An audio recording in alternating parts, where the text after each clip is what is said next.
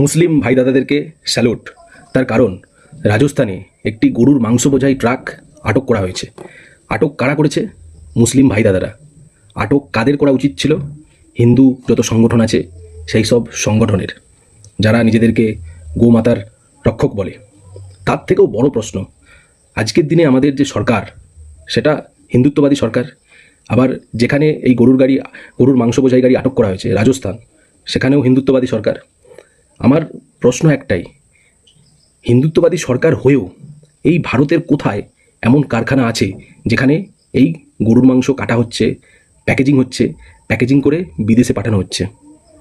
এই সরকার সবসময় বলে এরা গোমাতার রক্ষক, তা সত্ত্বেও কি করে এই সরকারের চোখে ফাঁকি দিয়ে আজকের দিনে এই কারখানাগুলো চলছে? গরু কাটার কারখানা, যেখান থেকে গরু প্যাকেজিং হয়ে বিদেশে চলে যাচ্ছে। তাহলে এখানে দোষটা কার? আমরা সবসময় মুসলমানদেরকে দোষ দিই, মুসলমানদেরকে বলি তোমরা গরু কাটবে না, ওটা আমাদের মায়ের সমান। কিন্তু আজকের দিনে প্রায় 15 বছরের সরকার হতে যায়, তারপরে দাঁড়িয়েও আমাদের দেশের কোথাও না কোথাও গরু কাটা হচ্ছে, কোনো কারখানাতে প্যাকেজিং হচ্ছে, সেটা বিদেশে যাচ্ছে।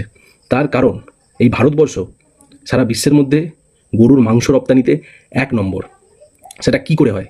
একটা হিন্দুত্ববাদী সরকার আমাদের এখানে, তা সত্ত্বেও সরকারের চোখে ফাঁকি দিয়ে কি করে এই মাংস কাটা হচ্ছে, প্যাকেজিং হচ্ছে সুন্দর করে, সেটা রপ্তানি হচ্ছে। কিন্তু আমার মুসলমান ভাইদেরকে আমি এই জন্যই শ্রদ্ধা করি। তার কারণ এই মুসলমান ভাইদেরকে যখন বলা হলো গরু খাওয়া চলবে না, আইন করে দেওয়া হলো, তারা কিন্তু একদম রেগে যায়নি। তারা কি দাবি তুলল? যে গরুকে জাতীয় পশু করা হোক। এই কথাটা কাদের বলা উচিত ছিল? হিন্দু সংগঠনের।